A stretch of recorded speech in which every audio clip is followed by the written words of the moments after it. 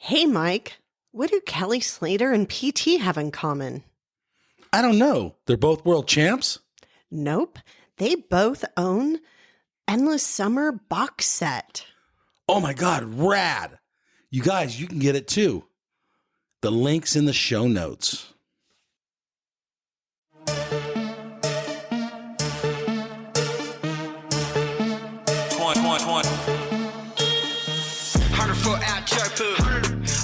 On a surf, dude. Slippery, big guns like Mark Fu. Trap jumping like a kangaroo. Hey everybody, welcome to the QuiverCast, where we chat with surfers from all around the world, from all walks of life, and we get their story. Find us at www.thequivercast.com. I am Mike, your host. Let's get into the show. Hello, everybody. This is Mike here with the QuiverCast, and we have a super special guest, and I'm so excited. Barton Lynch, and former world champ. Former world champ. Dude, thank you so much. And we're in Huntington Beach. Pleasure, mate. Pleasure. Thank you so much. All right, Barton. Hey, so let me ask you the first question. Yeah. When you were a kid and you were surfing, did you ever think one day you were going to be a world champ? Yeah. Oh, did you? Oh, yeah, I thought it a lot. Really? Yeah. And I suppose a good way to explain that is that my father died in 1974 when I was 10. And my mum tells a story about me going into the kitchen one night when she was a bit upset and having a cry to herself shortly after that, and me telling her that everything was going to be okay. I was going to be a world champion surfer. And it was my way of salvaging my life. And my godfather took me out onto the veranda, let me know my dad had passed away, and told me I was the man of the house now. And he said, which at that point I didn't know how to deal with that idea. And then he said, "Is there anything you want to do?" And I said, "I want to go for a surf. And he took me down to Kitty's Corner at Palm Beach and paddled out and cried and caught a couple and cried and paddled around and cried and caught a couple, and it was that to me then. And that's where the concept of for me of surfing being medicine kind of came from. It's like my medicine, mate. And whenever life has thrown anything at me, that's where I go. Okay. I run to the ocean, mate. And so the idea of being the man of the house, I went, you know what, if my mum never has to think about me another day in her life, and I can be independent and she can look after my two younger brothers, who are a handful, that might be the best I can do. And I've been financially independent since I was 11 years old. Wow. And that led me to all sorts of behaviour over the years, in not wanting to go to my mum to ask for money, but to get boards, to get wetties, to facilitate this opportunity. And I saw to be a professional surfer as the only job. Okay. There was no plan B ever in my life. Okay. And to be a champion surfer was something that was going to save me, and give me a future and a life, and it was everything, yeah. Wow. So that's indeed I thought it, and indeed I lived it, and indeed I made it fucking happen. Believe it or not, you sit there and go, wow, mate. So in your amateur career, in your turning pro and being a pro, I mean, you had your eye on the carrot. Surfing was kind of the only thing I did. Okay. I skateboarded. Yep. And kind of skateboarded to help you surfing, and because it was like surfing on land. And I'd get up in the dark and I'd go to the beach and get there in the dark, and I'd stay there till it was dark, and then I'd go home and sleep, and then I'd get up and go to the beach in the dark. And I lived at the beach. Okay. I was there because my original home at Whale Beach was on top of the ocean, overlooking and this was a little country town then. This wasn't fancy living. And today it's fancy living. Those houses are millions and millions of dollars where I grew up. But back then it was a country town, and my dad was a policeman, and he had a lawn mowing side business, and we lived there over this ocean in a house that they built. My dad and his mates built, and the view was beautiful, and the waves were there, and the ocean was there, and life was innocent. And it was great times. And I started surfing, and I played soccer, and then I started surfing, and the soccer was slowly going out by around 10 years old, and surfing was everything. And then we moved to Mossman, which is about a few kilometres from the city, but seven kilometres from Manly. Okay. And I didn't know where I was, and I used to cry about this. You're stealing my dreams. You're taking me to. Yeah. What are we doing? Leaving the beach? What? Are you crazy? My mum wanted to go to the city with the lights and the shops, and my mum's idea of exercise is to walk around a mall. And her idea of a good time is shopping. Yeah. And every Thursday night as a kid, I used to get dragged to late night shopping, and my testicles would ache, and I would find myself a little seat somewhere and just sit on that thing and just go far out, mate. Whose idea of fun is this? Yeah. And so the beach and surfing, far out, mate. Still to this day. Yeah. Still to this day. I love it, mate. I'm so into it, and I'm so grateful that I did it, that I started it, that I found something I loved. And my mum says it. She never found the thing that she loves. Really? Yeah, no. She used to play the piano, and I think she blew it I was nearly going to buy one not so long ago. And she's like, no, darling, I don't need that. And I was like, but, she's like, I'm so glad that you found what you love. That's right. Yeah. How about your brothers? Do they surf too, or no? They don't surf. They don't surf? My younger brother did surf, and he was more naturally talented and had better style. And I don't know if that was just my competitive weirdness or... You're comparing. Yeah. I looked at him and went, wow, mate, you look like a natural. Yeah. He really did. And he was a good surfer. And when we went to Mossman, and say I'm 11 and 12, saying he's 8 or 9, he's 3 years younger than me. And so for him to get to the beach was pretty difficult. For me to take him to the beach, and there'd be two of us on the side of the road hitchhiking, made things more difficult. And my friends at time behaved like fuckwits. Yeah. And you know the cruise at the beach in the old days, and how gnarly things could be. And there were kids getting tied to poles or taped to poles. There were kids getting put on roof racks and driven around the neighbourhood by the older guys, and it was just tough and rough. And I couldn't protect him, and he just at a point went, this is way too hard, and he just quit. And my younger brother never did. Okay. And they both live in Sydney.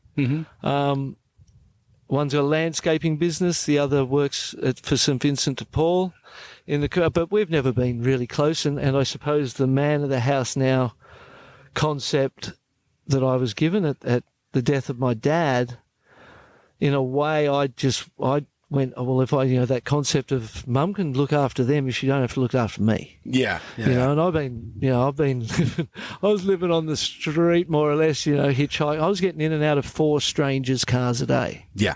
Mossman, Manly, Mossman before school. Mossman, Manly, Mossman after school. Okay. Every day of my life. So you're doing the same path. Did you ever have a regular guy or girl pick you up and give you a ride? Like they knew you? No, well, I've had people come to, because I was young then. That was for sure. 12 to 15, 11 to 15, and it was a wild ride getting in and out of people's cars, and I would routinely get picked up by pedophiles. Really? Okay, no, routinely, mate.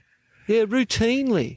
I've been in the front seat of a car with my little brother in the back this one day, and the driver be masturbating. What? As a 12-year-old kid. What are you thinking? So, out of my peripheral, I just see that movement that would suggest that you don't want to look, Yeah, And I go far out, and I look over, and I go, oh, and we had sign language because you had to jump sometimes. Okay. And so I gave my brother the sign that we were out at the next light. Yeah. Oh, so you guys had split. And he pulled up at the red light. We jumped out, and I just started kicking his door in. Oh my God! Hard as I could, mate. That is weird. And then he drove off through the red light. And this, I'll let it get a lot weirder for you, and it'll and the listeners, and it'll make you understand the depth of commitment to this culture that we love. I love that we're a part of. So if that day happens and, I go surfing all day, go home, 4 months later, I'm on the side of the road and the bus was the 144, St Leonard's to Manly, and 3 of them had gone by.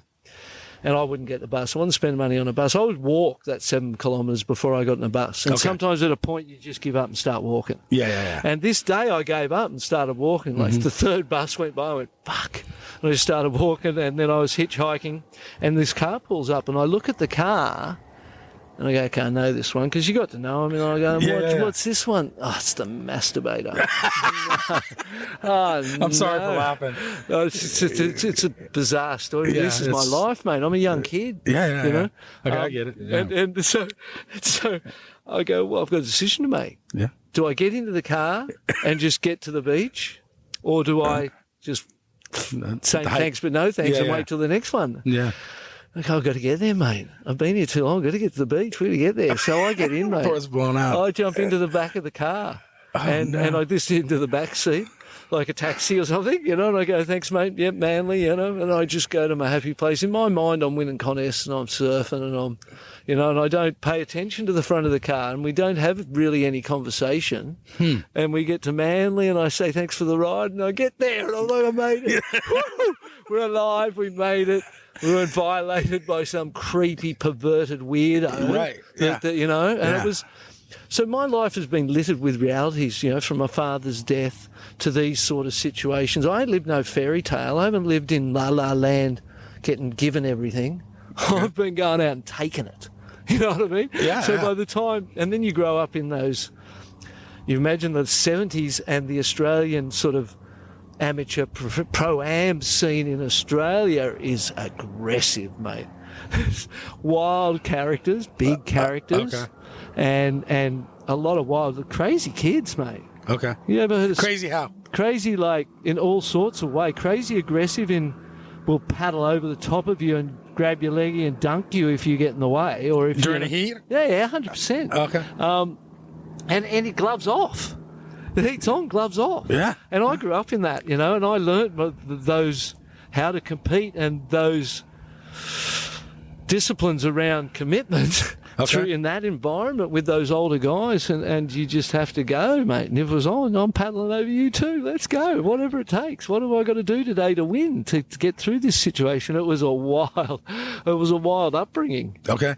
Well, real quick question. We're going to jump ahead years probably as a pro surfer. Yeah. Was it the same during the ASB years? And so were you fighting your competitors just like that? Yeah. Well, were you? Because I've watched your heats and you don't see it. No, you know what? As a spectator. Yeah, and this is the evolution of that idea, I suppose, is that when I got on the tour, there were some soft humans, mate. Okay. And you'd go to them with how you've been brought up from the aggression. Yeah, and the death of parents to the dead set commitment to getting to that beach every day, regardless. The only thing I've ever majored in my life was truancy. For professional, mate. Oh, man. Professional, like the stories of how I manipulated from forged notes to this, what I call role management, where I managed the teacher's role. Okay. Because they needed it to go to the headmaster's office. Wow. And periodically, when the forged notes would feel like I'd go to school 2 days a week. I'd wag 3 for sure. Wow. And it was called wagging. And I would take that roll down every now and then, and they'd have A's in pencil because I took it one day just to see how it worked. Okay. Yeah, he'll take the roll down, and all the goodies would always put their hands up. And I'd sit there and go, teacher's pets, what schmucks they are, And one day I thought, we may as well have a look at that thing and see how it works. Okay.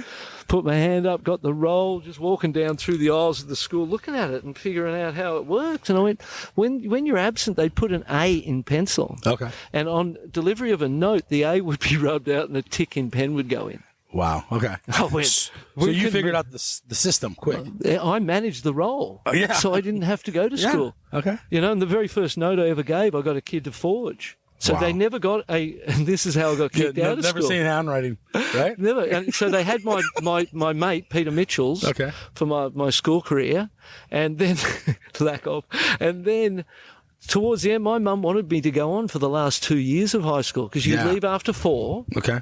at 15, 16, or you could go on and do the next 2. I was like, I'm out of here, mate. I've got a job to do. I'd go to career guidance and they go, well, we're a bit worried about you. Yeah. You're not the smartest student. We think you could get a trade behind you. You could be a boiler maker, a cabinet maker. There's some good opportunities. I was like, you're not listening to me. Yeah. I know what I'm doing. Don't worry about me. I already got a job. You know what I mean? It's how and I go, don't worry about me. I know what I'm going to do. Yeah. And so it was, it was always my job. And then when in my mind, and then when I got on the tour and I took all of what I had been building for a while to people in heats at times, people cried. Really? Any names? You No. know what I mean? Like there was, and you remember this? Yeah, it was. How'd that make you feel? It was hard to be that forthright. I mean, it was hard to be that committed. It was hard because even today I watch it and people don't want to be the bad guy. I watch people give people waves when they've got priority by not sitting close enough to them because they don't want to look like they're sitting on someone because all of a sudden your image is affected by the fact that you're hassling someone. And they don't. I was ready to be the bad guy, whatever. Okay. But you were never portrayed as the bad guy. No, and this is back to that evolution idea. Yeah. I think I became, we were hardcore at certain times, and then I became aware of the need to manage brand, what people thought of you. And if they don't want you to win, you will not win. And if there's not a good story in you winning, there's a better story in you losing. You know what I mean? And I became aware of that pretty early on. I think Rabbit Bartholomew told me it, and I've learned from those guys, And Rabbit said to me one time, he goes, you got to write yourself into the script, BL. Okay. And that resonated really powerfully with me because I'm in a generation with some of the greatest surfers of all time. Yeah. You go Tom Curran, Mark Occhilupo, Tom Carroll. Yeah, for sure. We will, as a collective culture, remember those 3 forever. Yeah. They will 100%. Be like Sean Thompson, Mark Richards, and Wayne Rope Bartholomew. Yes, 100%. And there's only sort of, as history folds out, and then you've got Kelly Slater, Shane Dorian, Rob Machado. Yep. There's only room for 3. Okay. Right? In the memory of time. Yeah. And when you're against people of that talent and there was this absolute, I've never seen anything like the desire for an American world champion because it was going to open up the sport to America and Tom Curran came along and there's never been a more direct route to the top. Okay. Because it was wanted and desired by all. Right? Okay. And the people that ran the sport and owned the sport knew we need to open America. We need an American world champion. Okay. And it was and the Mark Richards had the 4, right? Okay. And then they were like, well, Mark's been incredible, but it's got a little dull. Perhaps we need something new. And Tom Carroll was there. Yeah. And that was 1983. Tom Carroll the scripts were written, mate. You knew the script as a competitor. And you had to write yourself into it. You had to create a script. You had to find a reason.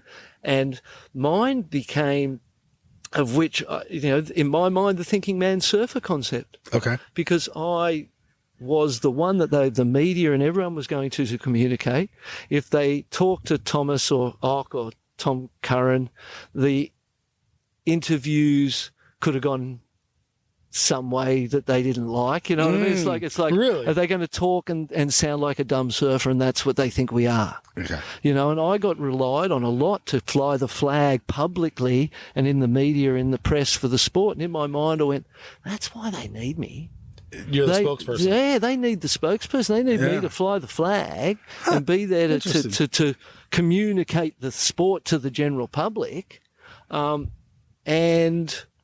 And that in my mind, I had that, and it wasn't much longer that I was driving along and Trax would have the bill posters outside the news agency. Okay. Right? Yeah. And this was the Financial Review that I'd done an interview for, which is like the Financial Times, like a financial newspaper called the Financial Review. And the thing said, the Financial Review, Barton Lynch, the thinking man surfer. And I looked and went, I did that. Okay. I created that as a conscious manifestation of opportunity. You know what I mean? And it was, I was like, whoa. But you've got to, the thing that I don't see a lot of is the awareness of playing the game on on all the levels that exist, or the understanding that they exist on levels outside of some sit-ups and a good air. You know what I mean? Like, so when you get down to it, you're saying it's all political. No, it's all energy. Energy. It's all energy. Everything. Our existence is energy, and there's the ability, when you understand that everything is energy, that you can manipulate circumstance through your passage of that energy. You know what I mean? Like, I don't try to be anything. I don't even know what I'm going to say. Okay. Right? I'm not sitting here. Things just pop out of my head when I'm commentating. I don't know what I'm going to say. Okay. Never. And like you said at the start of this, I was kind of wing it. I wing it, mate. Yeah. And I often go, it's winging a prayer productions, mate. That's what I call myself, because I just try to be me. Okay. And try to live beyond fear of judgment, fear of failure. I've had to learn to do that. To create my future, to have as a life. Child. Yeah, as a young exactly. child. As a young child, like almost forced into it through the death of my father, and the responsibility of me being a man of a house and having to look after 3 people. Yeah, and going, oh, how do we do this? Wow. Okay. And so it's been I'm trying to wrap my head around everything. I know it's a lot, eh? Sorry, no, mate. you're good. No, you're good. I'm clear on the. It's meant to be, is what everything's meant to be. Yeah. At the end of the day. Is that what you're saying? I'm saying you can make whatever you want. Okay. Yeah, I think you can. As a human? As a human, as someone who's grateful for every breath. Right? Okay. Every breath, mate. When your dad gets taken from you in a moment in a motorbike accident where it's alive and then dead.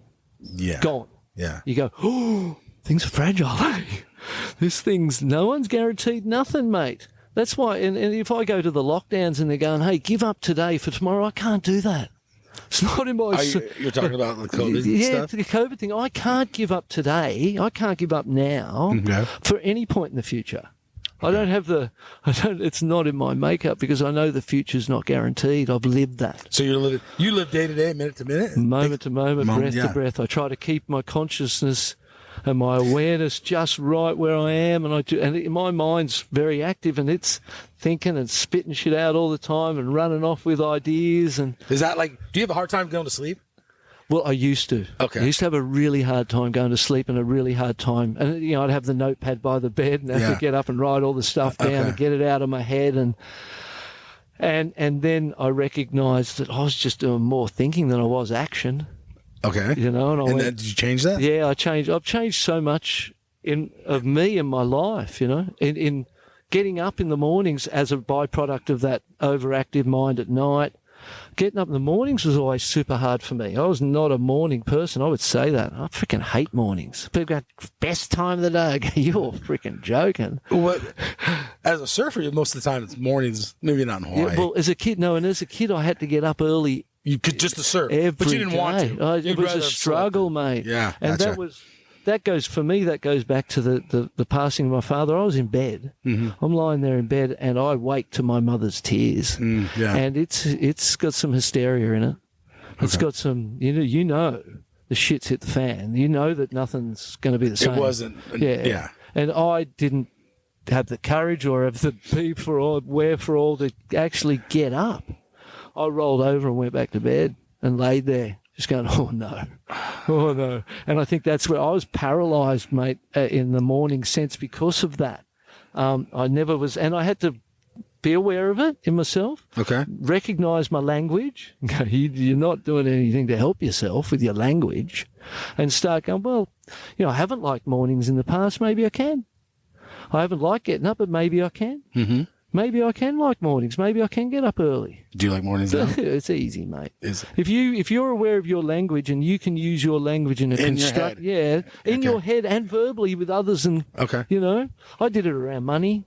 Money's the root of all evil. I was, young yep. anarchist punk in the 70s. Yeah. Money's, the bands are pointing the finger at the organised religions, at the corporations, at the governments, and going, have a look at these people. Look at the way they behave. And I started watching. Okay. At an early age, and that just brought some awareness to me of other stuff around me. Okay. So what does your language in your head say today? The Barton today, as opposed to the Barton at 12, 15, 18 years old. You're all right, mate. It's all good. That's all good. You're all good. You're good. I just try to do the best I can, mate. Yeah. I try to be a good bloke. I try to be respectful. I try to be grateful, and I live in gratefulness for the fact that I get to breathe. I get to sit here with you and have a chat. I appreciate it. Thank you. And I don't look at it like it's a job, like fuck, I'm doing it for money, or it's a. You know what I mean? It's the opportunity to have a chat, and I do feel like I've learnt this out of my Instagram. I always said to people, if all I ever am is just a surfer, I'll be disappointed. I got way more to give. Yeah. And I've always known that, mate. I think I want to say it was on Instagram or something where you were talking about your coaching, but you want to coach you want to make someone a good human being. Totally. At the end of the day, it's not all about surfing. It's about surfing's them, surfing's the tool to be a better human. That's what we got. Yeah. And it's maybe the best teacher of all. It's taught me the best. No one anywhere has taught me like the ocean's taught me. Right. I feel like it's a gift, and it's been a gift. And you've been in situations that 99% of the population of the world can't even relate to. Yeah, I've lived my dreams. Yeah. I love the story. Oh, mate, fancy that. Yeah. That little kid I was talking to you about, he followed that through and just worked his ass off and just poured his heart into it. Okay. You know what I mean? I gave everything I had to create a thing, an opportunity, and to live those dreams. And not many people get to do that. Okay. And I made that happen. I take... In a lot of ways, I take responsibility for myself, for the good and the bad. There's bad in there too, mate. Like hassling people in heats or things you've done as that's business, but all right. Yeah, that is business. Yeah, and then there's other parts of me that you constantly grow. And I learned about 4 years ago. I realised for the first time that I have anger issues, and I respond and react in certain moments in a aggressive, somewhat violent, where I'll punch the steering wheel. Wow. Or okay, I'm listening. Or I was at the surf ranch doing the WSL event, and I felt like I'd struck up a good role with Blakey, and we'd be in the booth together, and Joe and Potts have got their thing, and Blakey and I doing our thing, and they've got their really nice makeup for things. Got a rhythm going. Yeah. Okay. And I'm settling into my rhythm, and I'm going, this is good. Yeah. And then they take me out of it and put me in a stand to look and do the monitor. Okay. And I can't see the monitor because it's in the sun, and they don't have anyone paid to provide me the footage when I request it. So I sit there on the first day and ask for this wave or that cutback or this turn to analyse, and I never get a thing. And then when I finally I sit there doing nothing. And when I finally get a thing, the screen's in the sun. It's in the daylight. You can't even see the screen. And I got so angry that I was just being, I don't know, felt like disrespected, but it felt like not being utilised. And I've got stuff to give, and let me get in that booth. And I went into the thing, and I hurled my water bottle into the wall, and the other commentators that were in there kind of looked at me like, "Whoa, dude, what's something up?" And I went home that night, and I sat and I had a good think about myself, and I went, "Dude, I think you've got anger issues."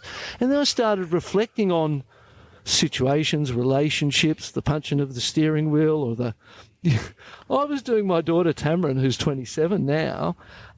I was doing her hair, trying to plait her hair, running late for school as a single dad. Yeah. And I just can't get it to work, and I can't plait. No one's ever shown me how to plait hair, and I can't do it. We're running late, and my fist ends up through the drywall. Wow. And my daughter just looks at me and just laughs, and she goes, and I laugh, go, "Sorry, darling, your dad's an idiot." Yeah. You know what I mean? Like, and I reflect, see that scar there?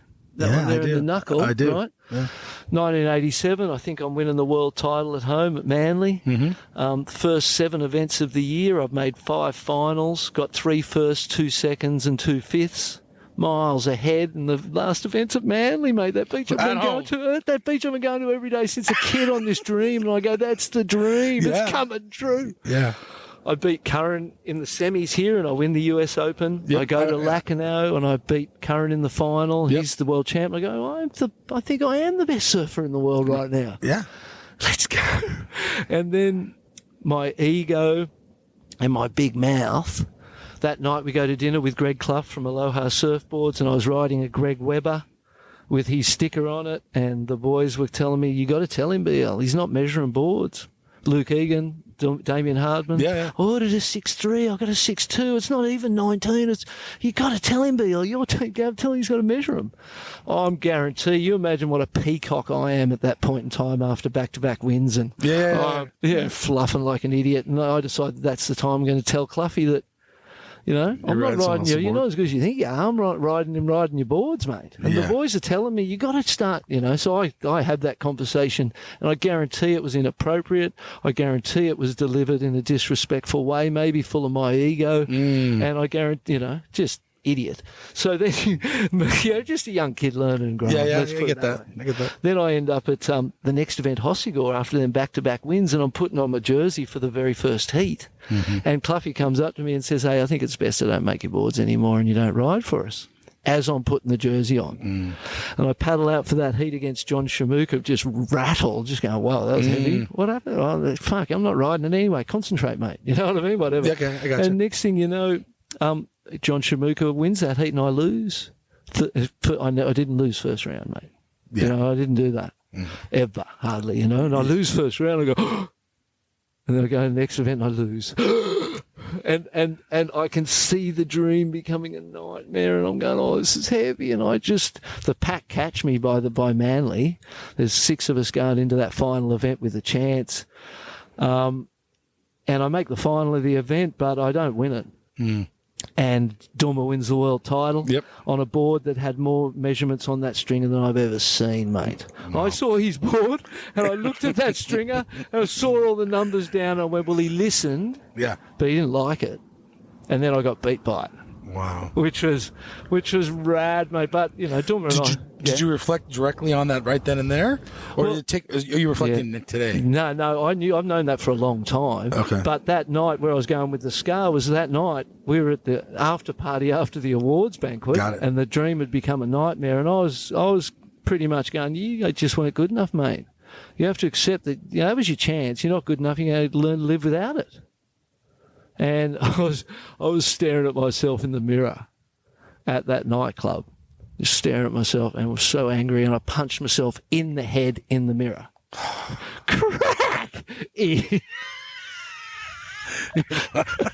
end up in ER. That's crazy, yeah. And you said it, mate. It's not normal behaviour. Yeah. But in my roller coaster world of, you know, you'd be so high and so stoked you've won something and so happy, and then you've lost something and you're so low and you're so down and you're crying in the shower on your own and just in tears because it was a tough journey. It's a radical. That's what people don't understand. Being a competitor and challenging the fact that you may fail on the line every week. Every heat, every day. And even when you're free surfing, we're watching you. Yeah, well, that's right. There's a lot. It's a brave job, mate. It's only a job for the brave who are willing to sacrifice their ego, sacrifice themselves, and look like an idiot or look like you failed or be, you know, it's an honourable pursuit to be able to put yourself out there that far and commit to something in that way, and win, lose or draw don't matter. It's that. And that's what in the coaching thing, that's where I come from, mate. Grateful for every breath, and don't be defined by your results. Be defined by your effort and who you are as a human and what you bring to the world, you know, to others and yourself in honour and, you know, a bit like...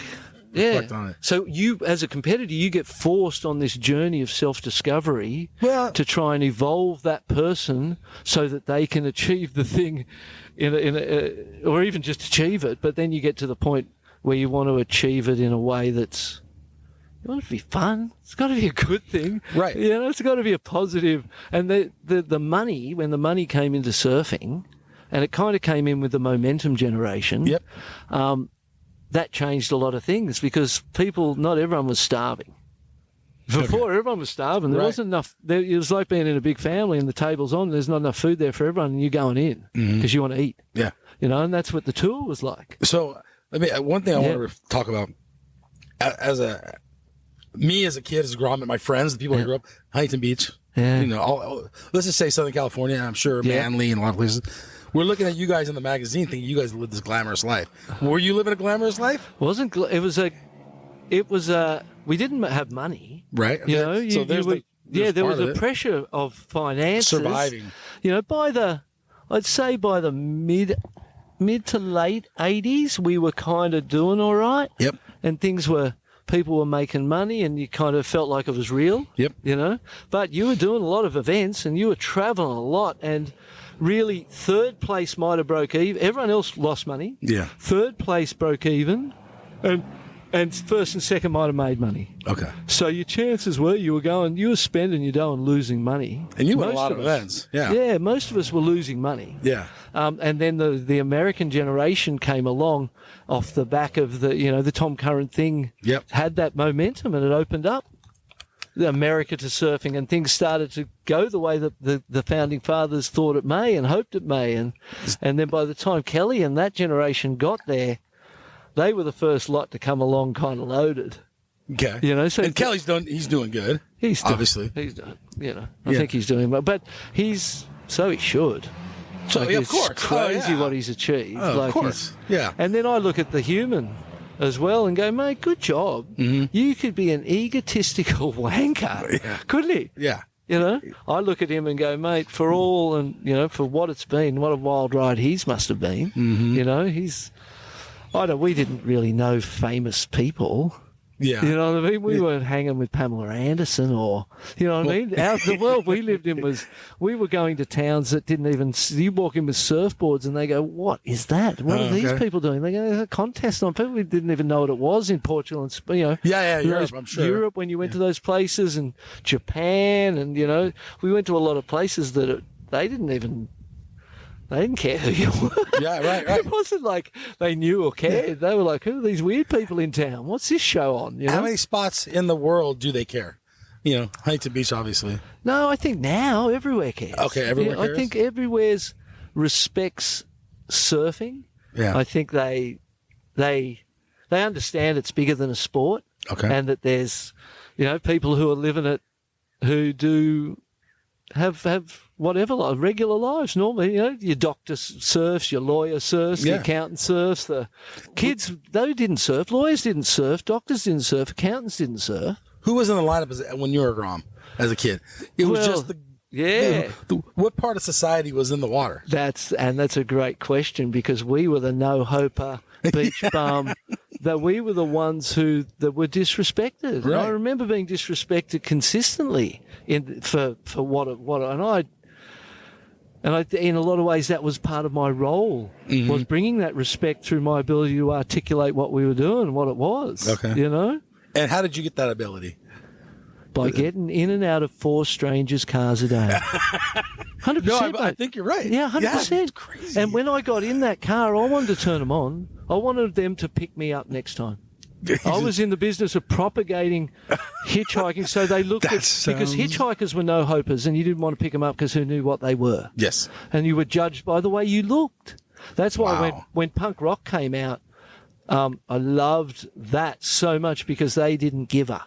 Yeah. They did not give a. Yeah. And they didn't care. They didn't care what you thought. They didn't care if you liked the safety pin in the ear or in their clothes or what they were wearing. And I was like, this is fantastic.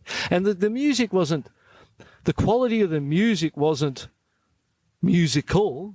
It was the heart, the integrity, the message, the word. That was what's powerful about it, was just the people. Yeah. And I was like, anyone can be a punk.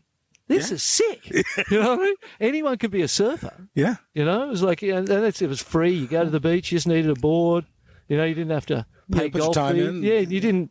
get told what I remember going to play golf the first time and taking my shirt off, and people running to tell you to put it back on, and your mate's going, "Hey, here, borrow my collar." What do you mean you got to wear a collar?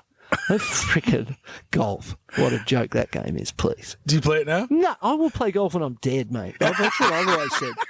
I say it because when I was a kid, what golf was culturally, it is not today. Golf was a pompous, arrogant, elite level game that people I dislike played, mate. I didn't like that cultural game. I didn't like those people. Those people looked down at me. The snobs of the world? Yeah, the elites of the world looked down at me. They looked down at our culture, looked down at our sport, looked down at punk, looked down at people from their high places with their noses to them, going, stiff upper lip, darling, look at those poor bastards. So, yeah, so... Okay. You go. I mean, well... Yeah. But now these... So society has changed, even in Australia and America, probably, where, like you said, everyone surfs. The doctor, the professor of the university, and the guy that does your lawn. Yeah, everybody surfs, and But when you get in the water, no one gives a shit what your job is. Does that make sense? No, it's the best thing about it. If you surf better than them, they have to shut the hell up, right? And it's, you know what, and their money doesn't mean shit in the water. No, it doesn't mean shit. Or in Mother Nature, really. No, and that's, you said it. In Mother Nature, you get your ass kicked just the same, mate. Yeah. It don't care who you are and the way, how lofty you think yourself is or to be. Yeah. And I love that. And the fact that we remember earlier, you were kind of talking about the fact that I didn't look like I was competing like that. Yes. Right? Yeah. And that was a conscious effort to manage the way I did it. Because you were in the process, you had to be liked, you had to be wanted, there had to be a good story in you winning somewhere. Right. And having lost a few times, there was a good story in me winning. Okay. That year Tom Carroll was going to win. That story, he was going to be the first surfer to win back a world title after losing it. That was the storyline. Okay. And it was going to happen. It was meant to happen. Surfer magazine came out with him on the cover. Because that was already set. That was, and only an interference or a moment of perhaps your own greed or your lack of attention to detail in an important moment because of whatever. He took himself out more or less, or the rule took him out, and the thing opened up, and there was like, oh, well, there's the story. This is a nice story. Your story is what would you say you portrayed? The spokesperson for surfers? And I think, what I'm realizing is that I think I was pretty me. Okay, you know what I mean? Yeah. But you also say a little while ago you said you're a hothead. But they painted other surfers to be the hothead. Yeah, and I wasn't. That doesn't feel like me. No. When I'm in that emotional moment, you're outside yourself. It's not. I know, we're having a chat, and I know who I am, and then those moments happen. And Dr. Bruce Lipton, in a book called The Biology of Belief, talks about how in your infancy, up until about 7 years of age, the human hasn't developed a conscious mind that has the ability to take information and decide for itself. Right? And the words he uses is life and things imprint themselves on you like a tape recorder. And what you're told and what you see just goes in. There's no judgment of it. It's in, and we all inherit behavior patterns from our parents, our family, our community, up until around 7 years of age that we unconsciously take on. We don't know we have. We don't know they're us. And they can be good things, or they can be bad things. And a lot of times I believe that they are debilitating behaviours from a almost less evolved point in time of consciousness. Okay. That as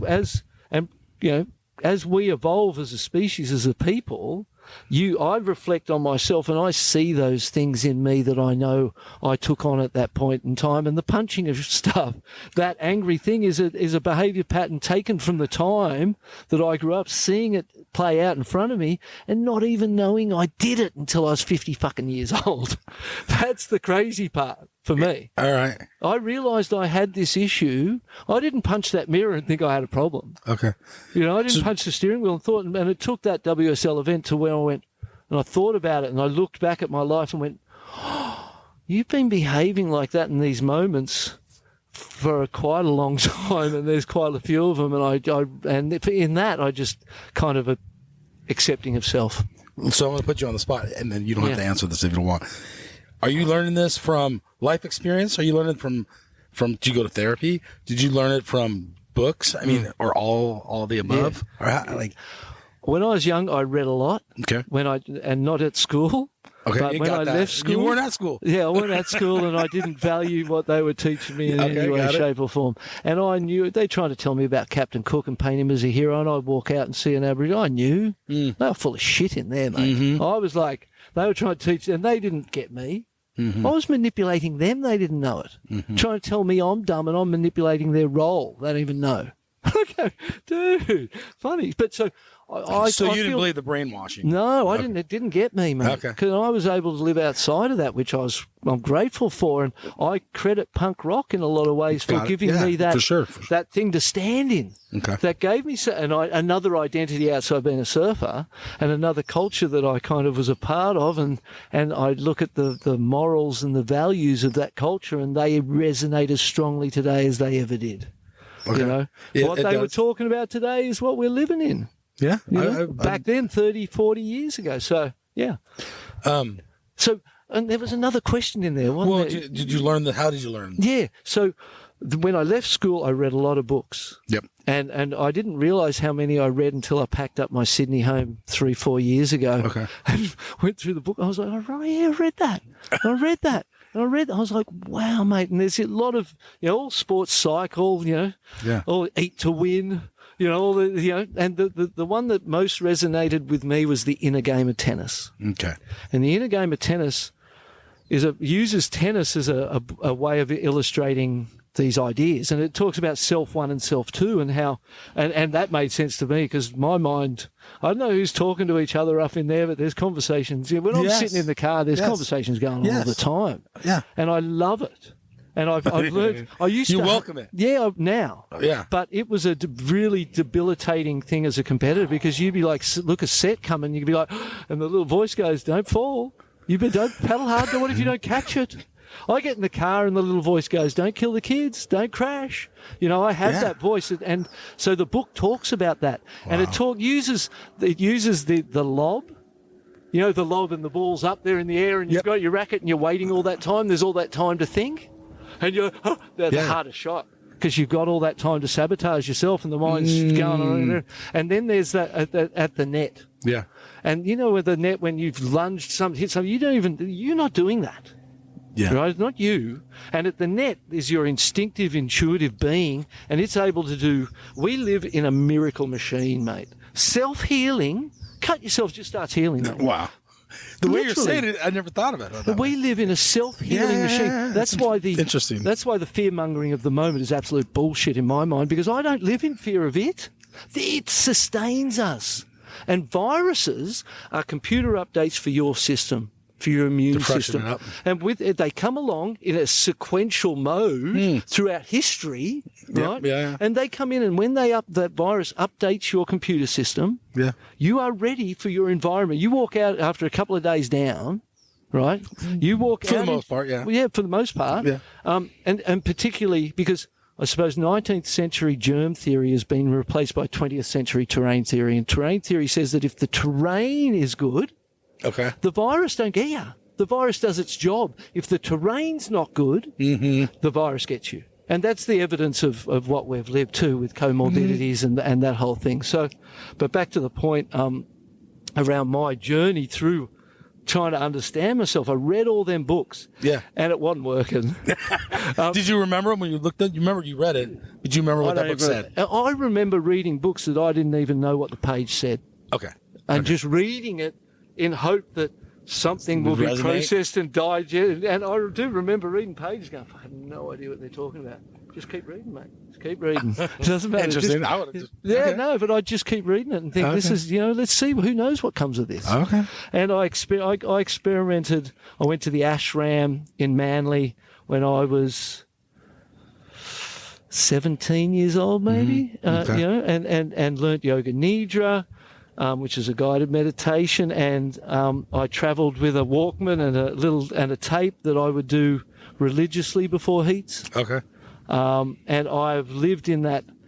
I've kind of out of my desperation. Yeah. I found those things, and I always looked beyond what everyone else was thinking.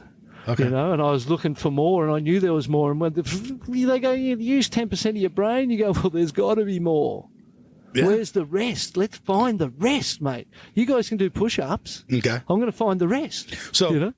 okay, so we'll pull away from what you're talking about, but it ties into it. Yeah. What were other competitors, you said, doing push-ups? Were they actually even, were you guys, in the day, were you guys actually training to win? Well, you know what? I used to... You were doing yoga. I never walked up a set of stairs. Okay. Ever. Okay. I ran up every set of stairs I'd gone to as a kid. Gotcha. And then my mum, when I was 14, my mum took me, she wanted to go to Hong Kong. And I'm like, I ain't going to Hong Kong. You know, I'm not going. And she goes, what about if I take you to Bali first? And I got to go to Bali, mate, at 1977. It was freaking amazing. And I met Kasut Mender there. We've been lifelong friends from meeting a young Barlow kid on the beach, and we're brothers, you know. And that was an incredible experience. We went to Hong Kong, and I ran the stairs in that hotel. Oh, okay. I went to the exit and ran up and down those stairs. Then I went, but I more surfed than anything else. I just used, if I was waiting for a ride and I looked and there was no cars coming, I'd drop and do 10 push-ups on the side of the road. Okay. And then get up and hitchhike again. And so I was always, and I knew all I had was time from Dad's thing. From Dad dying, I knew all I had was time. And I wasn't wasting any second minute of it ever. Okay, you know? that was kind of my question. My question is, I have a new question. The question is, why were you doing the stairs? Why were you doing the push-ups in between times? Was it mentally or for physically or both? Physically. Does that make sense? No, to make you stronger? Absolutely. For then it was... Or just your mind thinking and you're just like, I'll do this. Yeah, and I think it was just physical. Okay. And just to surf stronger. better. Yeah. And to make me stronger. And because these ideas of professional sport were entering. Yeah. And so I went 13th first year. Went on tour. What was the first year? 83. 83. Okay. Yeah. And I finished 13th in the world, mate. And the top 16 was seeded. Yes. And I pretty much beat the top seed every first round. And got how'd that feel? It felt unreal, mate. And I won an event. I went to France. I won the Lacanau Pro. Yeah. And I was like, what? And then I went 13th. Next year I went 8th. Yeah. Next year I went 2nd. 13th, 18th. I went, this is not that hard, eh? What about if... That's how I felt. That's very hard. What about if I train really hard? Yeah. And I went, that's what I'm going to do. Okay. To get to number one, I've got to train really hard. So I was seeing a sports psychiatrist. Oh, okay. And I was training with triathletes, doing max VO2 tests and beating the triathletes in max VO2 tests. And they were getting all weird and jealous. And do it again. That's not. I put him on the bike. You know, like. Oh. And there was an element of some freakish physiology in there too. And then I dropped from 2nd to 12th. And that was what year, 80? Yeah, this is 86. 86, yeah, okay. And I was like, and I dropped to 12th, and I went, training's out, mate. Training's out. Just because. Yeah, that one bad year, it spoiled me forever. I have trouble doing it, mate. You know, I just kind of, and I just got scared off it. But it wasn't the training. It just wasn't. I wasn't ready. I didn't know how to deal with it. Yeah. The expectation. And that's one of my lessons I coach is that expectation and the problems with it. And I expected results because I train. It just don't work like that. Yeah. It's random, mate. The things don't work. You don't. Just because you do it doesn't mean you win. You know. Right. It helps. It could help. Well, it could help, but not if this thing's distracting. This thing's way more. So it's all mental. It's way more influential for my mental journey. Yeah. You know? For you, yeah. And so I stopped reading. After reading all them books, I was like, I know what everyone else thinks. Yeah. I have no idea what I think. I'm so confused. I have no idea. I'm not reading another book. I haven't read a book since. Okay. And that was mid-20s maybe. You haven't read a book since? No. Not one? Wow. Well, I've travelled.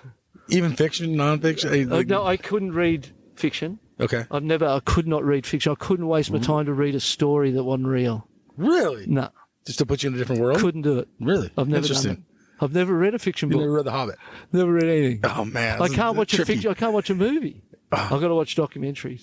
Really? Yeah. Interesting. Yeah. So So your mind thinks differently than the norm. And I knew that early. Okay. I knew that the way I was. Did your mom know that? No. No. No, and just, I think my mum. So I sort of go to the beach and then onto the world tour, and I'm away traveling. Okay. I hardly see my family. Yeah, that's true. I'm like this satellite that got spat out into the world. Okay. On the death of my dad, almost, and I've just been out there doing my thing since. So you're in the mid '80s, and all of a sudden now it's like '88, and you come world champ. Yeah. So that '87. The Yes. bad one where the dream becomes a nightmare. Gotcha. I go out onto the tour in '88 and I'm just still lamenting the loss. And I'm thinking I'm never winning one and I'm an idiot and I'm useless. And I'm not even thinking about it. I'm so bummed. And I had 9 thirds, I think, 9 semi-finals. And I hadn't made a final and I wasn't thinking world title, mate. And the tours moved back to Hawaii. Yeah. And the last event's at Pipeline, and all of a sudden, we go to Australia and I win an event, and all them thirds and a win put me in, and I'm in world title contention. I go, wow, and we go into Pipe, and there's the same 6 suspects as the year before, pretty much. Tom Carroll, Duma, me, Curran, Potts, same sort of group of guys who are duking it out. Yeah. And things, I don't feel like I did that. You know what I mean? Like I just went along for the ride kind of, and I feel like the good stuff that's happened in my life has happened because I put myself on the path to my own destiny. Okay.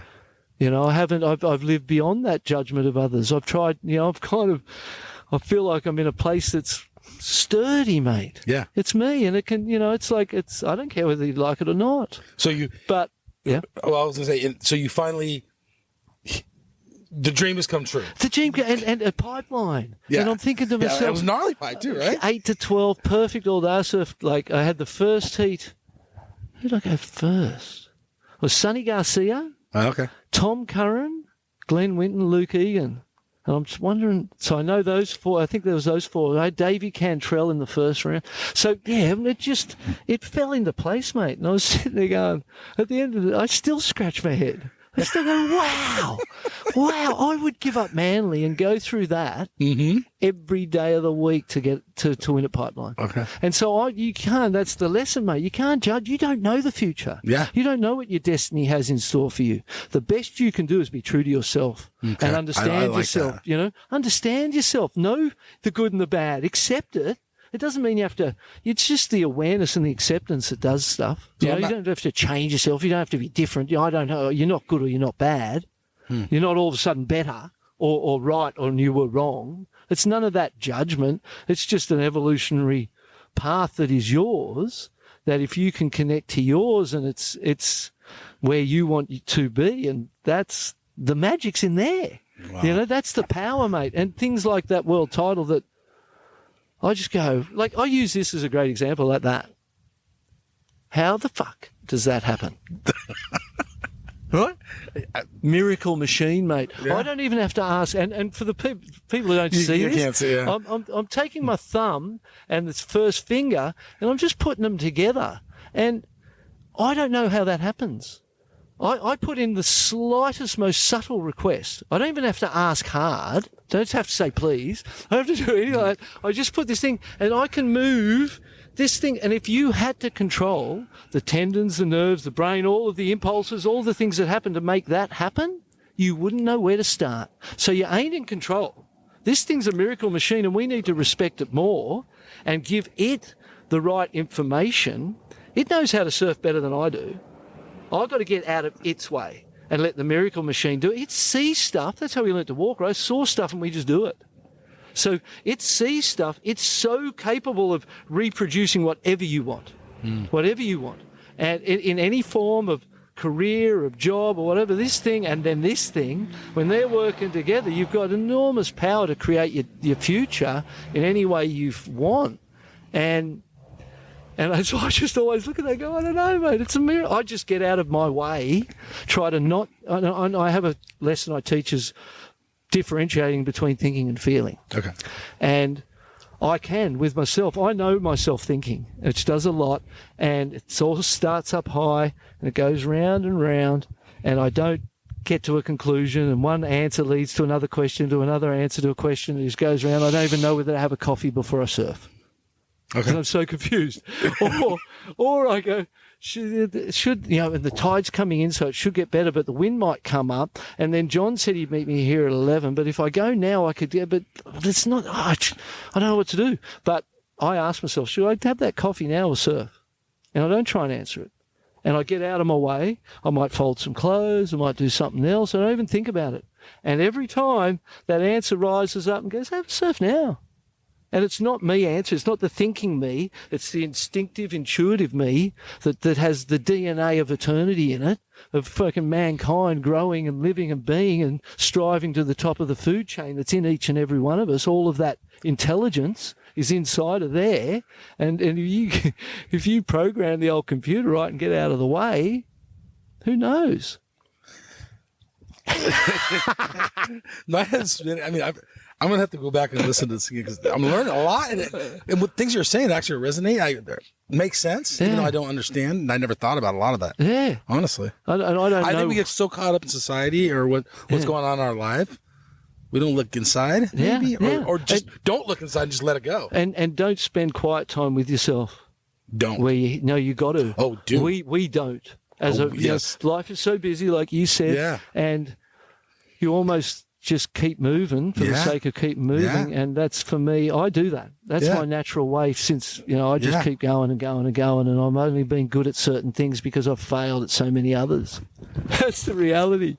It's but it's a freaking great journey. I love this opportunity to be made aware that I have ideas and thoughts that I've kept to myself for a long time because I knew people didn't agree. Yeah. My mates at school didn't agree with me. Yeah. They were always kind of laughing and snicking at you, Okay. Do you still talk to any of those guys now? Well, I do. You have friends still? Yeah, I still. Cool.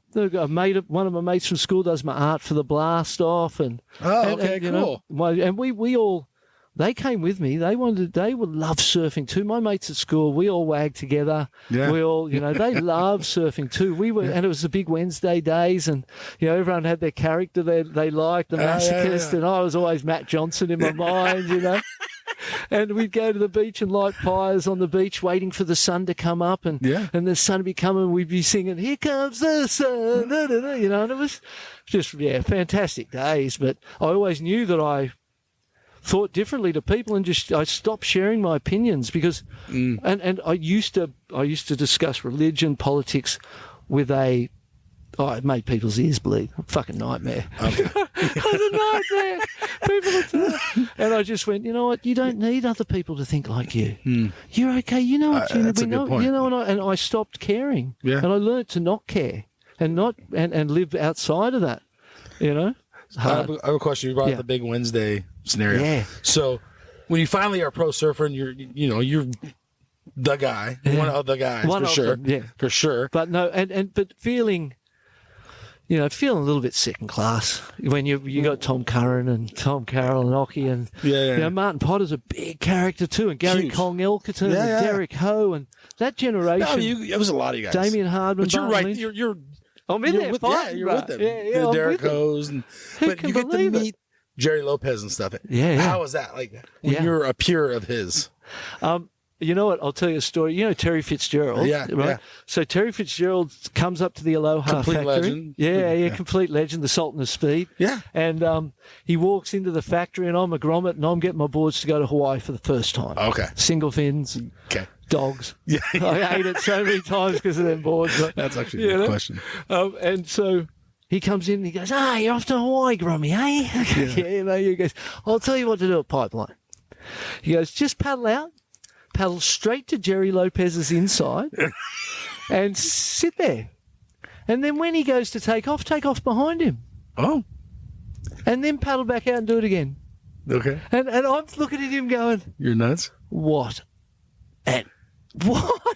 am I hearing? And I never entertained it for 1 second. Right. I would never, ever be capable of doing something. But it's an insight into the Australians at that time. Okay. And the attitude of the Australians at that time that they took to Hawaii, perhaps. Because no one would have liked, that's what he said to me to do. Yeah. And I went, And he was 100% serious? I believe so, unless Okay. he's setting up a grommet to get his head beat in. That's what I'm thinking. You know what I mean? Like, or That's the worst thing to do. He's going like, but there was this attitude of, you know, you take a lick and you get up, you take a lick and you get up, you take a lick and get up, and then they respect you. Okay. Type of thing. And I was like, I ain't doing that. That's freaking crazy talk, mate. But, you know, Yeah. so that was, and that was, then I remember going to Pipeline and paddling out the first time. I remember that and seeing Jerry Lopez. Yeah. And just kind of sitting off the side, sitting there and looking and him looking over and smiling at you Okay. and going, Yeah. Jerry Lopez just there. Yeah, that's cool. And here's a good story. You know Terry Richardson, goofy footer? Yeah. First goofy to win a CT. He was my hero. There was a Surfing World article when I was a kid that was and is my favourite interview ever. Okay. And all the shots were from Black Rock. He was on a yellow Bonza with a black long arm springy and long blonde hair, and it was stylish as all could be, mate. Yeah. And he was my hero. Those shots were all over my wall. And I was wagging or truanting school to go to the Coca-Cola Surfabout. Yeah. And I'm on the side of the road hitchhiking right, in my school uniform. normal? Yeah, like normal. Every day, mate. Every day. 4 strangers come. So, God bless them. For giving me a ride, mate. How good were them people that picked you up? They picked that little kid up and took him to the beach. You know? Yeah. And so I'm hitchhiking and a blue panel van pulls over and I look in the window and Terry Richardson is driving the car. Oh, sick. And I look in the window. He's got Mick McCormack, a photographer, in the front seat, curly hair. And I look in the window. They wind the window down. And I look in, and there he is. And he goes, "Where you going, Grom?" And I went, "I'm going to see you, mate. I'm going to the contest." He said, "Jump in the back." Oh, right. I jumped in the back of the panel van, lying on a mattress in the back of the panel van amongst his boards, going to the contest. So epic. And I spend the day with him. Yeah. Right? So he hung out with you all day? He let me hang out all day, mate. That's rad. And then drove me back to Mossman on his way home to Wollongong, dropped me off where he picked me up that evening, that afternoon. Wow. Legend. How old are you then? 13. Just a young teenager. Yeah, kid, mate. Yeah, wow. Young kid. And I don't know how many pro surfers are picking up kids hitchhiking on the way to a contest today because they've got to focus or whatever. But that's what happened, mate. That was one of them experiences. Imagine that. Yeah. Who would have thought? So when did you know it was time to retire? I started to accept that I was never going to win again. Yeah. You know, and Was that a hard pill to swallow? yeah, your egos. Well, the back to momentum generation coming on, New having faces. the money. They're child prodigies. Yes. Rob Machado, Kelly Slater. Yes, You've heard yes. about them for years. Yes. It's like John, and Yes. here he is, and they're on tour, and we're the old dogs, and we just go out and hassle them. We don't. But by that stage, I'd already sort of surrendered to the party program on tour. Okay. I didn't do that for a long time, and I didn't have friends, mate, and I travelled alone. I had my own hotel, my own car. I was always alone. I loved my own company. Yeah. And I love being alone, love doing it on my own. But then, the party program on tour kind of, at a point, it got me. and I didn't, I wasn't really, I was on that ASP board for 10 years as a surfers rep too. So I was politically engaged with administration and trying to make the thing better, and constantly frustrated by my fellow surfers' lack of vision to see that we owned half of the sport, mate. Surfers owned it, 50% of pro surfing, the ASP. Okay. And we had 7 votes, like the events had 7 votes. Okay. And I was like, we can do anything, mate. Yeah. We need one of them. We can do anything. We can turn this into, and people didn't care. They didn't. I wanted to seize that thing and run it and own it and turn it into millions of dollars for everyone in the future. Yes, I see that. And, we, to the point where we had the start of the Dream Tour, so to speak, was a coup that I can't remember the year, but it was early 90s, where we went to the ASP meeting. I knew I had the 8 votes. I'd coordinated the 8 votes, and Brazil was coming with us. And we sacked the president, chief executive officer, and put in new management. And that was the start of the Dream Tour. Wow. Right there, that meeting that coup that we conducted to take control of the sport. Okay. But I've got no sponsors. I'm at the end of my career. The new kids are coming on, and I'm doing the tour on prize money at that stage. Yeah. That's challenging. It's definitely humbling. Yeah, you know, and your for sure. ego's bruised, and you're losing, and you're kind of what you were used to doing, you're not really doing. And my mind's in the ASP and the board and that stuff. And I have a child in '93. Yeah. Okay. And it became going on tour. The best thing in my life was the worst thing in my life. I hated going on tour.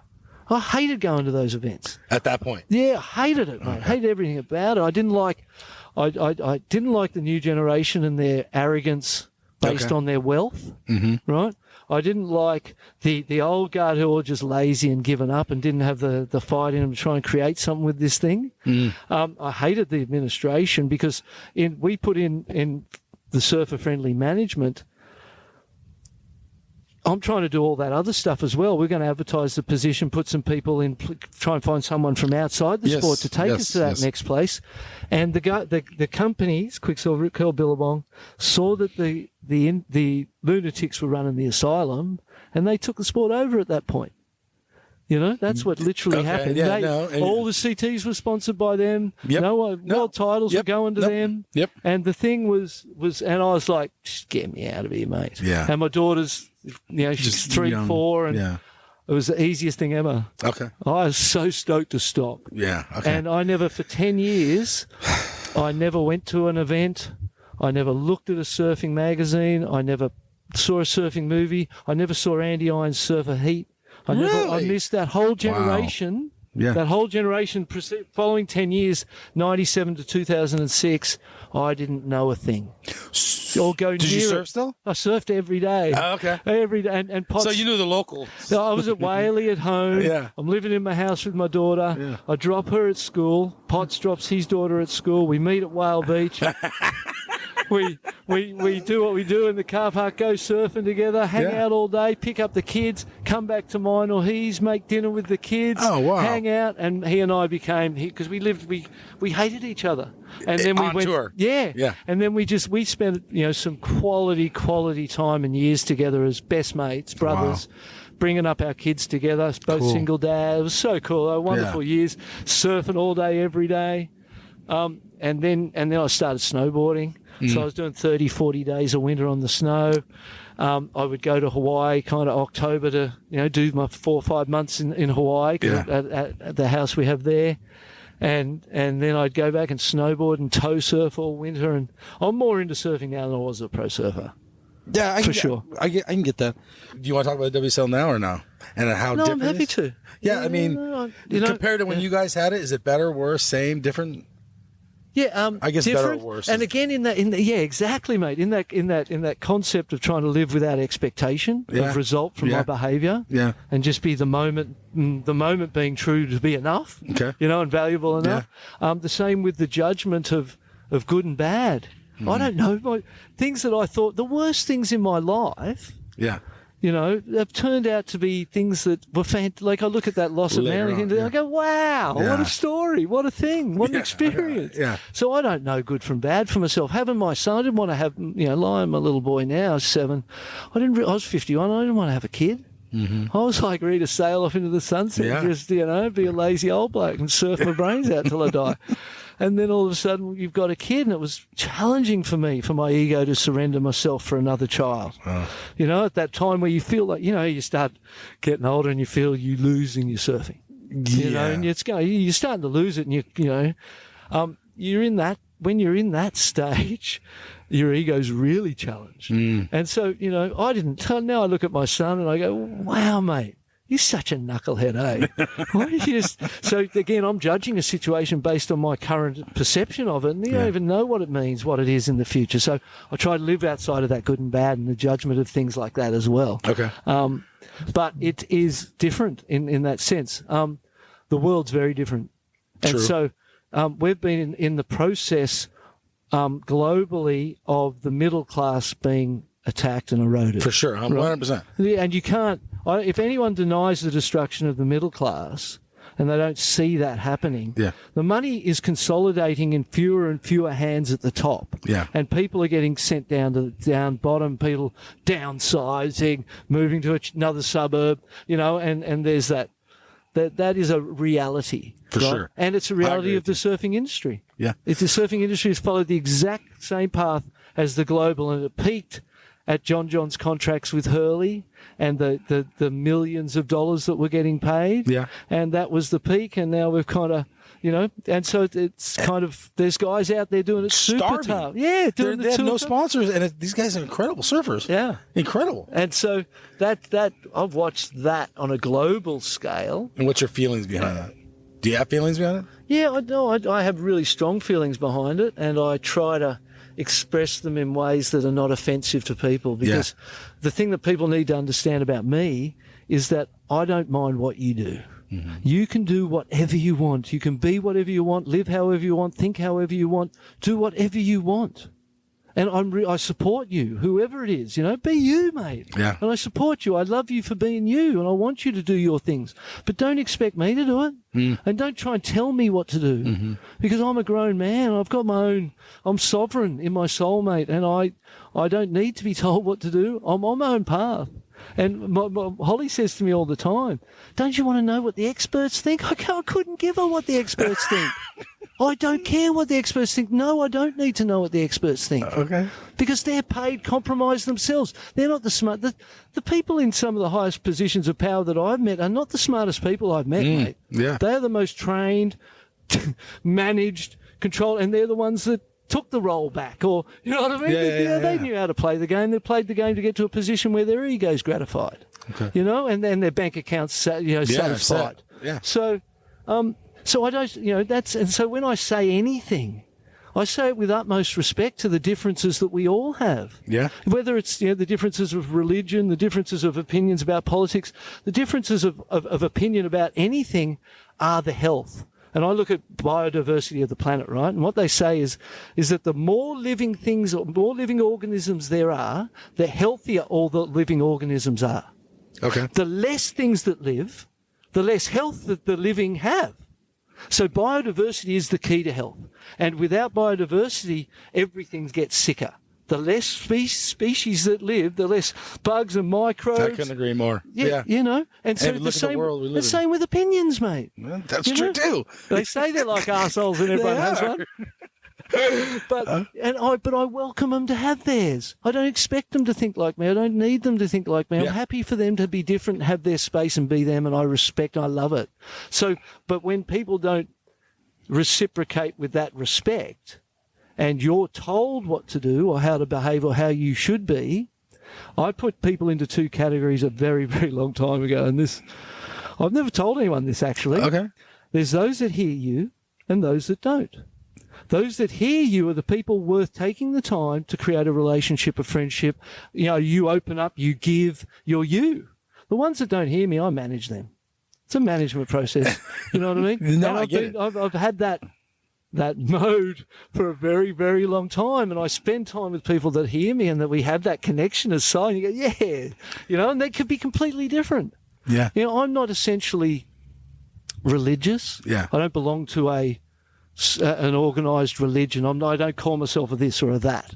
But so many of my friends, and at this point in life more than ever before, my connection to the religious and their strength in their faith and their strength in their beliefs and their the strength that they stand with, I find myself aligning with religious people more than I ever have in my life. And I think it's through that tolerance and acceptance that I have in my mind that allows me to be in that position right now. If I was judging them still and sat in a position of thinking that I'm right and they're wrong and you've got that, I wouldn't be allowed that opportunity to have that connection to these people. And it's in the surrender of my judgment or my beliefs and thinking I know frickin' anything. Yeah. You know what I mean? I just drop and go, I don't know nothing, mate. Really, I'm just living. The human on the face. And out of that, you kind of tend to be able to, and that's where the growth came from. I think, in my understanding, back to the, reading everything and then going on the discovery of, no, I'm not reading nothing. I'm going to see what I feel about it. Okay. I don't need your help. I'm going to go in. Obviously no news. You don't watch news. Yeah, no. I stopped that a long time ago. Well, but again, it's not news anymore. No. And the repealing of the Propaganda Act a few years ago allowed them to behave in ways that is more propaganda than news, and it becomes a tool rather than an information source. Yeah. And I suppose that's what we're living as well. So, yeah, so I'm, my opinion, I feel strongly about the way I feel, but I welcome others to feel differently. But I do believe democracy's under attack. I do. I would agree on that with that. Do you have a longboard? Yeah. Do you longboard? Yeah, a longboard. Okay. Yeah. You like it? And one of my goals was to hang 10 a while back. Like, I went, and I ride, that's been the beauty when you're on the Pro Tour. Yeah. And you've got to ride a certain style of board. You do. 100%. And experimentation has been attempted. It fails every time. Yep. And it's even failed under the feet of the great Kelly Slater. Mm-hmm. Right? He's experimented with board design. Yeah. You go, mate, just ride your normal board, please. Yeah. It looks so much better. To me, No, I remember doing it with Shane Horan and laser zaps. And this the little keel. Yeah, the end. Yeah, with the wing keel thing. Yeah. All of that innovation's fantastic. But I think if you're committed to the path of competitive success, there's a formula in that, and in your equipment too, and it's got to have a certain appearance to be strong and get the results. Okay. So longboarding's fun. I love longboarding. I sup. Do you? Yeah, I sup. Yeah. Yeah. I'm not doing anything because of some perceived judgment of what it is, right? No, I get it. I'm doing all of it, mate. Yeah. And I think that's one of the great things about the Hawaiian culture and that waterman culture that we've, and you spent a lot of time there. Yeah, heaps, mate. And I've owned a house for 30 years. Yeah. Since 89, I bought my house there. Yeah. Sorry to interrupt. But the waterman culture is what? Well, I think that's the big, broad scope of what surfing is. Being in the ocean, surfing's not just that shortboard performance in a competition, which I've done. Yeah. But all the other stuff, my goal is to ride as many perfect waves as I possibly can before I'm dead. Okay. Right? I just want to ride as many perfect waves as I possibly can. Okay. Because our years on tour, we were starved. Yeah. Right? The venues we went... back to your question of were you living the dream? No, mate. At times it was a nightmare. Yeah. No money, shit waves, crappy judging, whatever it was. You know? Yeah. The media was so biased. They're doing what the advertisers want them to do and promoting the people who sponsor the ads. And you're talking about the surfing magazines. Yeah, the surfing magazines. I was looking at the whole thing. And that helped you. Yeah, I was looking at the whole thing thinking, that's just polluted, mate. It is polluted, but it helped you. Well, and your picture was in there. And that was just my judgment. Yeah. Right? And you have to, and as you step back from it, you go, those mags were sick, eh? How good was being a kid? I used to wait for Surfing World magazine outside the newsagent. I'd go in every day. Not here yet. Go in the next day. Not here yet. No. So I love them too. And Surfer Magazine used to have that little like horse track thing. I remember that with your pictures are in there. Yeah. I never read a magazine. Oh, the Surfer Magazine? Never read a magazine. That's how we got information. Yeah. 6 weeks after it happened. It's so bizarre in this modern world that's how it was. But I never read them. I didn't like them. I never really liked them. I had a weird chip on my shoulder about them because they had their favourites and I wasn't always one. But you were in there, though. No, I was in there. And as I reflect, that was just my shit. Yeah. Right? It wasn't there. It wasn't real. It wasn't, I'm sure it was. Actually, I think it was probably real. But yeah, in a way. But, again, it was, I've learned to appreciate. I look back and go, I miss the mags. I grabbed a free surf today because there was a mag and it's free. And I go, how sick is that? You got to take it. I have these magazines in my house, like a shitload of old ones. Yeah. And with the posters in them and stuff. Yeah. And like, kids don't know what a poster is. I've still got all mine too. I've never thrown a surf mag away. Awesome. No, that's right. I've still got all mine from all the 70s Tracks magazines with yoga lessons and vegan, vegetarian menus in there. And when surfing was a hippie culture. Yeah. Back then it was so cool. That's what I grew up looking at. Speaking of that, like Surfing Magazine would have the how to do like a turn. Like, so the one was like a Martin Potter, how to do like a I think I did a backhand. I think I did the backhand thing or something with that. Yeah. So rad. Magazines versus like social media. Like, well, there's a huge difference. The great thing about social media is that you're the publisher. Yeah. Costs you nothing. Free. Yeah. You're given it. Yeah. You're the publisher, the editor, the writer, and you get to share yourself with the world if how you want to. How you want to, on your own terms. Yep. And there are people that live off it. Okay. They don't, I know surfers who live off their Instagram. That's their job. They create great content, and I love it. I think that's a fantastic, and even especially now when you watch the behaviour of the mainstream media, without the social media and the distribution of information at that level, you would know nothing. Yeah. You'd know nothing but what they wanted you to know. Yeah. And it would be a very dangerous situation for all of us. Very That's true. unhealthy. And so I know people do say that about social media, like this and that and this and that. I know I did a post a couple of nights ago that got censored and came with a... Oh, really? Yeah, it came with a COVID Oh, I saw warning. that. Yeah, because I saw the warning. Yeah, so because I mentioned the word vaxxed and unvaxxed and conspiracy theory in it. Yeah. That's enough, mate. There- Jump! yep. The alarm bells go off, and there's people running to try and prevent that information getting to other people. Okay. It's an unbelievable world. But for that bad, there is far, far more good. So I would go that nowadays are better, Okay. way better, because so? you can do it. You're your own boss, mate. So my opinion is kind of opposite. Yeah. Like you guys, let's say generations, mag generation, Yeah, all you guys yeah. lumped together, all the way from Greg Knoll Right. all the way up to Kelly or whoever, Yeah. until they stop. You guys are always going to be engraved in my head because I've studied the magazine. That's gone. If someone, let's say John, even though he's too high of a profile, but let's say one of the young Grons, an 18-year-old kid coming up, Yeah. hurts his knee, can't surf anymore. Yeah. He's gone. Yeah. He kind of wiped off the face of the Yeah. earth. Where No, the I agree. magazine, if he was in the magazine, like Yeah. they remember these guys. Well, and I suppose it speaks to the news cycle and the speed of the news And how cycle.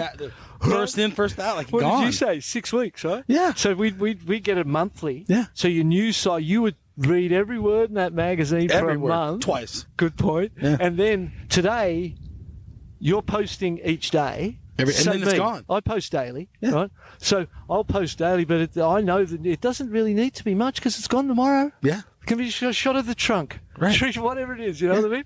And so you're right. The impressionability or the ability of the people, they don't really take it on like we were. So yeah, that's a good point, mate. So I mean, that's what I see. That's my I opinion. agree with you. So, I agree. I see that too. Tripping out. And then let's talk about, and we'll wrap this up right now. No The stoked bloke. Yeah. So what's that all about? There's I suppose there's two things I'd flog if I could. Okay, plug away. Yeah, plug away. One of them is Please. we've talked about, and I've mentioned a few times, like the coaching lessons Yep. and the way the coaching I do. I just released 20 coaching videos called signature sessions on my website, Yeah, I saw it on your website, bartonlynch.com. yeah. So I put these 20 videos, and they're the 20 video lessons that are the most consistent things that I work with people on in a physical space. Because I get people all the time going, I wish I lived with you. I could come and coach with you. How could I coach you? How can we, And I was like, well, if I do those video lessons and put those ideas and lessons into a video, you get the PDF document with it, and you get that lesson, Yeah. So I just released 20 of those. Awesome idea. Yeah. They're I saw good. that in the website. Yeah. And we'll post this on the show notes. Yeah, bartonlynch.com. Yeah, bartonlynch.com. So we'll post it on the show notes. Yeah, and then the other thing, I think I really enjoyed was doing the coaching trips. Yeah. Like, so I would go to the Maldives and go to Kanduma Resort or go on a 5-star awesome. boat, and there'd be 10 people come with me, and we go surf perfect waves, and I'd coach them and eat Yeah. good food and hang out and shoot. You can Yeah. tell I'm not shy with a story or two. But that sounds like a good time. I'm always apologising for my No, videos. there's I no always feel apologies. like I talk too much, but I just I don't know what I'm saying. It just comes out, mate. It's like there's this thing that's coming out, and I'll get out of the commentary booth, and they go, and I go, what did they say? And I don't know what I've said, and I've never watched anything back commentary. You didn't go back to YouTube? Never? Never. No. I don't need to see it again. It's done. So when the WSL told me I wasn't needed this year, that was the opportunity to get into my coaching, because I've been coaching some people, but you be at events and you're commentating, and it's just uncomfortable. It's just kind of it just That's felt a good weird. point too. Yeah. So not commentating for them allows me to be in that position where I can go to events and coach people and focus in that space, which is epic. And then at the same time, being able to have my voice, be me, share what I've got with people. They don't like it, they don't like it, they don't have to watch. Yeah. People on Instagram, no, I go, mate, it's easy, just unfollow. What's the, or do you want to argue? Do you want to fight? Do you want to be that person, or just unfollow? Yeah. I see people and there's things like, just unfollow. I'm not going to go on there and say bad stuff and try and prove my point and argue with you so I'm right and you're wrong. Yeah. You know what I mean? Please. Stoke Bloke? Yeah, Stoke Bloke Show was the something I'd had in mind for a long time. Yeah. And I was like, and Potts and I talked about it, and we were like, hey, when they get rid of us, which they will, when they get rid of us, let's do our own. Okay. And we were like, so we had that plan in J Bay 3 years ago. I was like, yeah, well, let's do it. And then Potts is busy with stuff he's doing, and we are going to do some events together and do some heats together. That'd be right. You know, we do the lives together.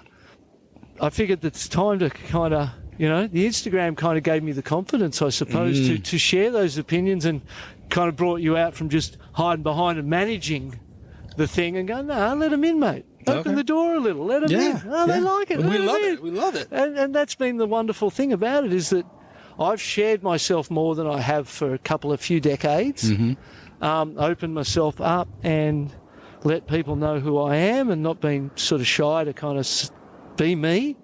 And it's been overwhelmingly positive. You're a very positive guy. And the commentary you were doing was spot on and fun. Yeah. It was entertaining, which I don't want. I mean, I love surfing. I love watching contest surfing. I actually do. Yeah. But if it's not entertaining, there's some big gaps in between waves. Let's say this: those 4 cars a day did good work. Yeah. Right? I look at it and go, who knew? Yeah. That all that, and you know what? I sat there and commentated heats with mates at events. Yeah. Oh, he just paddled the inside. What's he paddling there for? Yeah. What's he doing that for? He's sitting there, he's doing it. And we would watch the heats together for 15 years. I did that with your mates at contests. Yeah. And I never realised that the car rides, all of that with your mates would lead to, for me, commentating the Olympics was the ultimate. Right. And being there and coming out of that to such positive reviews from people, and it made me cry on more than the odd occasion where I'd get a message from someone saying, hey, I've never surfed in my life. I've never seen surfing before, but you made it so entertaining and I just love it now. Yeah. And I'd be, wow, I did my job. Yeah. I was responsible for taking our culture on the main broadcast, the OBS broadcast, and sharing our culture and sport with the world. More people than ever going to see it ever before. Mm-hmm. And I wore the responsibility. I shit myself. Really? I was like, this is a big responsibility, mate. Yeah, you really You got to, and I was aware of it. I didn't go there just going, I'm commentating the Olympics. More people are going to know Barton Lynch than ever before. You know what I mean? Yeah. I don't think like that. And before every day of commentary, I say to myself, remember, mate, this ain't about you. Yeah. Okay. So I say it to myself. That's my little mantra to myself when I commentate. It ain't about you, mate. Okay. You're here to illuminate your sport and share it, and it's for the surfers and for surfing. So just keep your ego and your wanking in check, all right, buddy? And then I got some beard envy. So what's going on? Oh, mate. See, there's another... I got a little beard. Yeah, no, you look like you trim it and keep it clean. I do. Yeah. When I had my skateboard injury on the 2nd of February, and I knew I was out for 6 months, and I flew on the 6th of March to California to have surgery with the great Dr. Kramer. Okay. And I shaved on the 6th and went, well, I'm not shaving until I get back to Hawaii. Okay. And we went to Tahoe for a month, and then Yosemite, and then Big Sur, and camped out. I said that before. I had that amazing trip. And then this grew. Mm-hmm. Started growing. I was in the cold, and and I was camping out, and I felt like Grizzly Adams. I was like, this is great stuff, mate. And then we got back, and I was like, you know what? You like it? I like this thing, mate. Yeah, I dig it. I look in the mirror, I don't even recognize myself sometimes. You know, in a photo, like even today, someone said, let's do a photo, and they held the camera up to do a selfie with you. I went, wow, look at you. So it's fresh, mate. It's fresh and new, and it's who knew? Yeah, I didn't know this about myself. Okay. I'm on a journey of self-discovery here. Yeah. Like, what happens? Like, what does it do? How far do we go? So I'm in, mate. Okay. And I'm part of it. I'm a part of a new community. So I never knew the bearded community, mate. And I had people coming up to me going, Mate, great beer, mate. Great beer. Oh, Like I your love beer. it. And I go, sweet, mate, like yours too. How long have you had? You know, and, and I don't know. I may never shave again. Oh, You know what I mean? All those years of yet to shaving. be determined. And all those years of shaving for the webcast every day. Oh, yeah. But I grew up watching my dad as a policeman shave every day. Mm-hmm. And thinking that is slavery. Having to shave every day Shaving is sucks. slavery. Yeah. And I used to do it just for the webcast, for public appearances, and never shave in between. But now it's all on. No, I love it. Never have to do it again, good. just to keep the shit out of my mouth. That's Yeah, you got to be able to eat and take a drink of something. all. Exactly. Right on. Barton Lynch, thank you so much for joining the QuiverCast. I really appreciate it. We'll go both hands. And you got any final words? No, mate. This is an example of social media, It an totally is. opportunity for a bloke who's Random passionate guy. about something Yeah. to kind of create some stuff and share it with people and spread the good vibes and the stoke and talk about surfing. And so that for me is there's the good side of it, is you're thank you. doing what you're doing. Yeah, I love it. It's And, fun. Yeah, it's super I fun. get to meet Barton Lynch. Yeah, and Hang out. you know, and vice versa, mate. I get to have a chat and share my shit and Yeah, it talk was with fun. people, and so you know, I reckon the Stoke Bloke Show is all about being myself, but being able to, because people just go, oh, you're so stoked, you bring so much stoke. I don't know I do that. You know what I mean? Until they tell me. Yeah. I don't Okay. know that I'm that bloke, or that and when it came at me so many times, that's where the Stoke Bloke Show came from. I was sure. like, mate, I'm Yes, a Stoke right. Bloke. Wow, that's so that comes. I think that comes from, regardless of the journey, regardless of where I am at any point in time, I have a deep faith in me and in my journey here as a living being. Yeah. You know, and so I encourage people to make themselves happy. There you go. Right? That's your That's some great obligation. The words. only obligation anyone has to me, the only thing anyone owes me, is to make themselves happy. That's And if awesome. they do that, and you bring your stoke to a situation, you're making other people, you're giving them the courage to be stoked, to live in theirs, and that's how we get out of it. That's how we get out of depression, how we get out of, you know, we've got problems with people killing themselves. We've got problems with the environment killing us. We have problems with the food chain killing us because they destroyed that thing and turned it into some concoction. Yeah. You know? So that's where I come from. I just want everyone to be happy. I want them to make themselves happy and prioritise themselves, and don't consider it greed. Don't consider it bad. Consider prioritising yourself and making yourself happy as your obligation to make the big picture good. You Wow. know? Yeah. That's where I I come love from. that. That's great. All right, everybody. This is Mike and Mr. Barton Lynch, and we're out of here. Thanks again, Barton. Thank you, mate. All right. Bye-bye.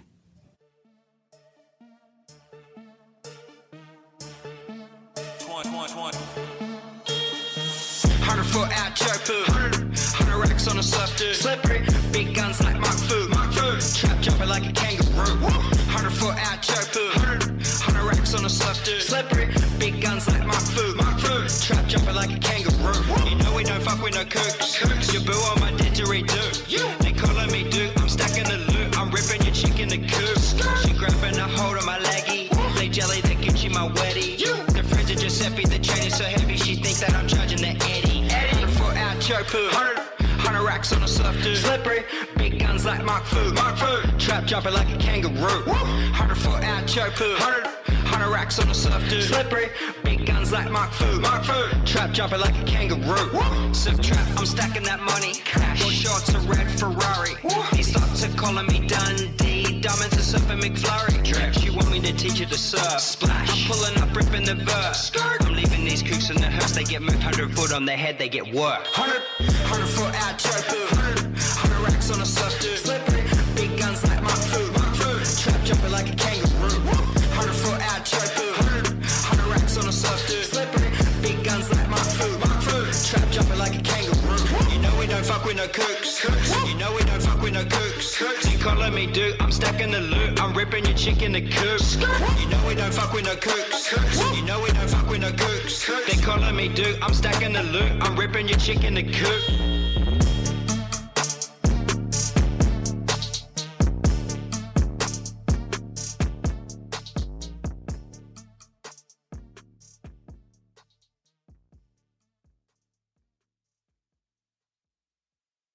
Hey, you guys, Endless Summer box set. This thing is legit.